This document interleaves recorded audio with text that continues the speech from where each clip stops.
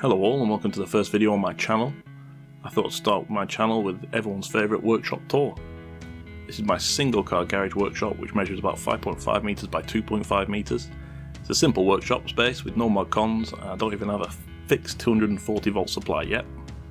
My workshop's mostly equipped with cheap and cheerful finds off eBay, though a few new purchases are creeping in as budget allows. First off is my solar powered light system. I run a 60 watt solar panel which runs into an MPPT charger. This then feeds off into my leisure battery which sits just underneath. The load side runs my 12 volt LED lights which light my workshop. I've even managed to bodge a little 5 volt transformer to run my radio. The lights run overhead and are quite bright considering their low wattage. More than enough to see what I'm doing.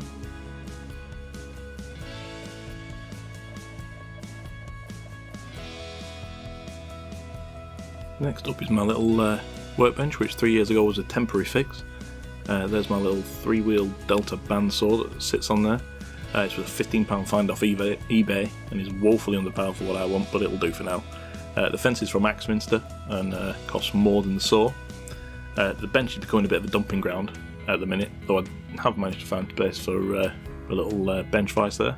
Unfortunately I've not managed to accommodate the little draper mortiser yet, but I've not really used that too much, so it's not too much of a concern.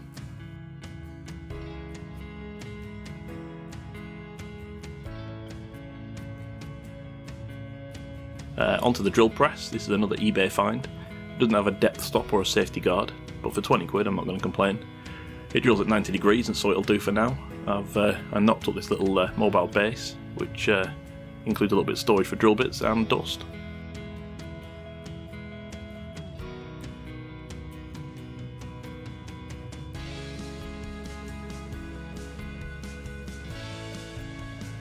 The hand tool wall is a bit of a mess, nothing too fancy there, just largely standard stuff, cheap and cheerful tools that get the job done. Underneath is the main workbench area where I tend to assemble things. At the bottom end of the garage is the router table and storage area. The cupboard was a freebie from my neighbours. Immediately underneath that is where I keep my DeWalt drills and impact driver. There's a bit of tape storage and a few other bits on the side. Below that is the router bench. I made the cupboard out of an old wardrobe. It's not the most sturdy thing in the world, but it's definitely a learning curve. At the very bottom you can see my power tools, Makita circular saw and jigsaw and a few other bits. Off to the right there is a bit more storage. These blue drawer things were in the attic of the house when we moved in, so that was a bit of a freebie, a bit of a win. And there's some clamps over there and a few other assorted things.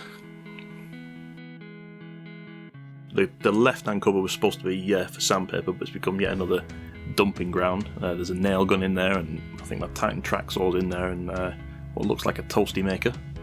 To the right is my Triton JOF01, which is the little brother of the range, but still has enough power for what I need. All the Tritons in this range are adjustable from the base, which is excellent for fitting into router tables. I just need to sort of dust extraction for this. The insert plate was 20 quid find from eBay and surprisingly robust, though I did manage to break the corner off when I was fitting it. The fence is of my own creation, but it's quite sturdy and does the job. On the side I fitted an NVR switch, so I don't need to keep poking my head underneath to start and stop the router. Onto the dust extraction. This is the 16 litre Titan vac from Screwfix. It draws through the Cyclone, which was another eBay find. I promise I'm not sponsored by eBay. It's a fairly simple affair. It draws through 68mm PVC pipe, which runs the length of my mitre station workbench. The first blast gate feeds underneath my mitre saw, and the rest runs to the end of my workbench and down to a floor sweep. I've had a bit of static build up from time to time, but nothing I'm too concerned about. And there's the obligatory Titan thicknesser planer on a little wheelie base. It's getting a fair bit of snipe at the minute, so if anybody has any advice, drop me a comment below.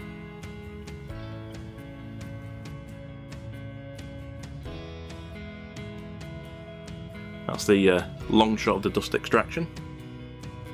The pipes are dry fitted together with bike inner tube holding together the joints.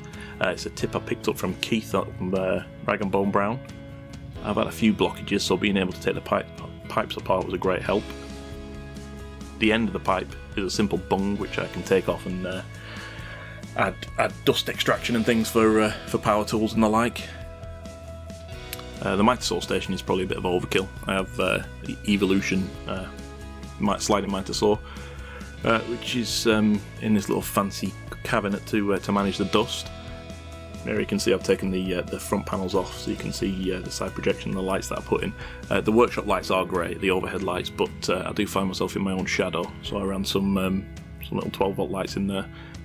There's dust extraction is back. Someone might call it a gravity drop, but I call it a spider trap. And when that fills up with dust, I sweep it into the dust extraction. Above there's a couple of storage. The doors are loose tenon style, inspired by Peter Millard at the 10-Minute Workshop. There's also a nice little shot of my mini rig, the little Bluetooth speaker, and a lightsaber. Here's the cupboards, glues and filler on the left, and on the right there are finishes and things.